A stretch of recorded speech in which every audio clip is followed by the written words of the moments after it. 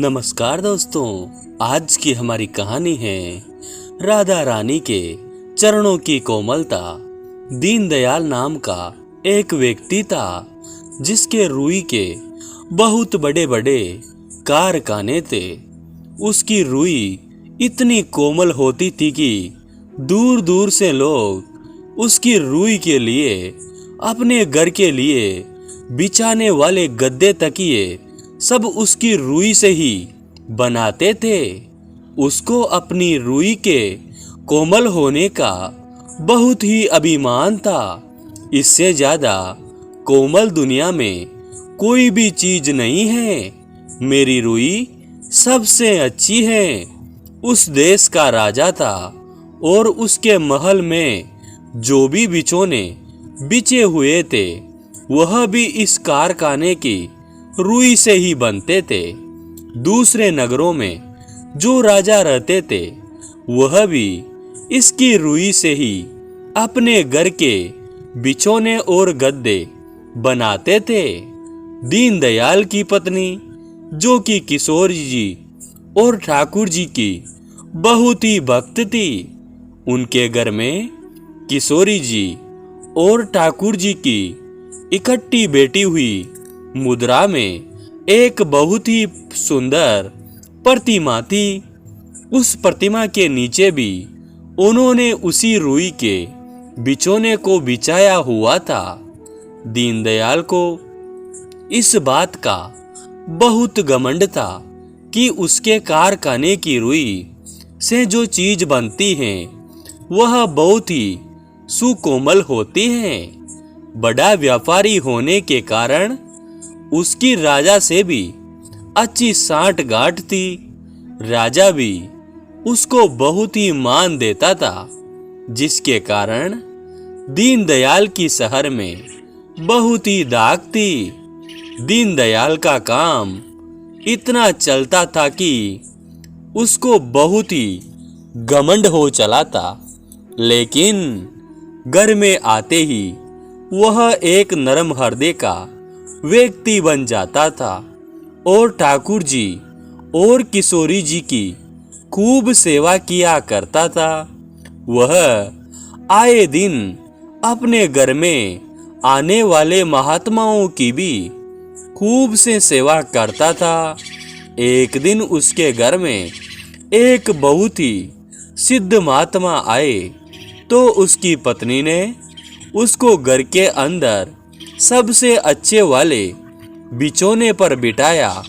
तभी दीनदयाल भी आ गया और आकर महात्मा जी के चरण छूकर कहने लगा, महात्मा जी, इस बिछोने पर बैठकर आपको कैसा लगा?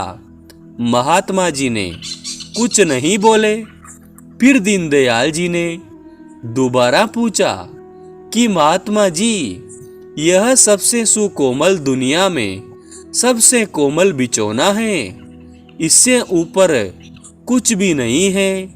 इस पर बैठकर आपको कैसा लगा? तो महात्मा जी आंखें बंद करके बोलने लगे, सुकोमल तो बस। फिर थोड़ा रुक कर बोले, सुकोमल तो बस, इसके आगे कुछ ना बोले और आंखों में आंसू भरकर बस यही बोलते रहे, सुकोमल तो बस, इससे ज्यादा और कोई नहीं हो सकता। और आंखें बंद करके यही बोलते रहे। लेकिन दीनदयाल पूछता रहा कि बोलो महात्मा जी, कैसा लगा? लेकिन वह महात्मा जी तो बस आंखें बंद करके आंखों में आंसू बहाकर यही कहने लगे, सुकोमल तो बस वही है।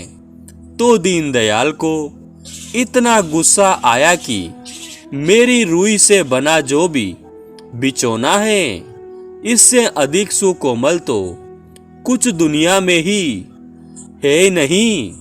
और आग बबूला हो उठा और गुस्से में महात्मा जी को उठाकर धक्के मारता हुआ बाहर ले गया। और फिर पूछता रहा, महात्मा जी बोलो, क्या यही सबसे कोमल है ना? तो महात्मा जी कुछ ना बोले, बस यही बोलते रहे आंखें बंद करके कि कोमल तो बस, कोमल तो बस, यही करते रहे। वो तो महात्मा को राजा के पास ले गया और कहने लगा, राजा जी, क्या जो मैं आपके लिए, आपके महल के लिए रुई से बने बिछोने लाता हूँ, उससे कोमल दुनिया में और कुछ नहीं है। राजा कहता है, न इस सारी दुनिया में इससे कोमल कुछ नहीं हो सकता। लेकिन जो महात्मा जी थे वह तो यही बोलते रहे, कोमल तो बस, कोमल तो बस, यही करते रहे। इसे दीनदयाल ने अपना अपमान समझा और राजा जी को बोला कि राजा जी देखो ना, आप ही का अपमान कर रहा है, मेरा भी अपमान कर रहा है। राजा को भी इस बात का बहुत गुस्सा आया और उसने उसको धक्के मारकर शहर के बाहर फेंक दिया। लेकिन उस महात्मा को कुछ नहीं पता। वह आंखें बंद करके अपनी ही धुन में मगन बस यही बोलता रहा, सुकोमल तो बस, सुकोमल। आगे की बात किसी ने नहीं सुनी। इससे अधिक क्या, उधर किशोरी जी अपने भक्तों की ऐसी दशा देखकर आंखों में आंसू लेकर और मुख पर करुणा की बजाय मुख पर तड़पती उनको देखकर ठाकुर जी भागे भागे आए और कहने लगे, राधा जी क्या हुआ, आज क्या हुआ? तुम्हारे मुंह पर करुणा की जगह पीड़ा क्यों है? तो राधा रानी कहने लगी, देखो मेरे भक्त का क्या हाल कर रहे हैं। वह तो बस यही कहना चाहता है कि सुकोमल तो बस मेरी किशोरी जी के चरण ही हैं, लेकिन उसका क्या हाल कर रहे हैं। ठाकुर जी ने कहा कि तुम फिर कुछ करती क्यों नहीं अपने भक्तों के लिए। लेकिन किशोरी जी कुछ ना बोली। तभी उसी समय दीनदयाल के घर के मंदिर में जोत जलाई हुई थी और तेज आंधी चलने लगी। आंधी के कारण वह ज्योति थी बिछोने पर गिर पड़ी और बिछोने को आग लग गई। और बहुत तेज आंधी के कारण और हवा चलने के कारण आग सारे घर में फैल गई और सारा घर जलकर स्वाह हो गया। तब तक दीनदयाल घर पहुंचा, तब तक सारा घर जलकर स्वाह हो गया था। अब आंधी बंद होने के बाद तेज बारिश होने लगी और बारिश इतनी ज्यादा हुई कि उसके कारखाने में रखी हुई सारी रुई भीग गई और कारखाना पानी में डूब गया। कारखाने और घर की ऐसी दशा देखकर दीनदयाल जोर जोर से विलाप करने लगा और उसकी पत्नी और बच्चे भी सड़क पर बैठकर जोर जोर से विलाप करने लगे। हमारे घर और कारखाने को क्या हो गया? दीनदयाल भागा भागा राजा के पास गया और कहने लगा कि देखो राजा जी, मेरे कारखाने का भी बुरा हाल है और मेरे घर को भी आग लग गई है। राजा आग बबूला होकर बोला, तू ये बता कि तूने किसी रुई के बिछोने बनाए थे? देखो यह मेरी पत्नी बच्चों और राजकुमार और राजकुमारी का क्या हाल हो गया है। इनको तो देखो, इसी के कारण शरीर पर जैसे एक अलग सी खुजली जैसी बीमारी हो गई है। और राजा ने उसको मार कर वहां से भगा दिया। वह रोता हुआ फिर घर की तरफ गया और घर में जाकर और जोर से दहाड़े मारकर रोने लगा कि मेरे घर को क्या हो गया है। तभी उसका ध्यान मंदिर में पड़ी ठाकुर जी और किशोरी जी प्रतिमा पर पड़ा। वह उनके चरणों में गिर पड़ा। उसका हाथ किशोरी जी के चरणों में लग गया और ऐसी कोमल वस्तु पर हाथ लगते ही वो एकदम से दंग रह गया और कहने लगा, यह रुई से करोड़ों गुना ज्यादा सुकोमल चीज क्या है। उसने ध्यान से देखा तो किशोरी जी के चरण हैं। तभी उसके दिमाग में महात्मा जी की कही बात याद आ गई कि महात्मा यही कहना चाहता था कि किशोरी जी के चरणों से कोमल कुछ नहीं।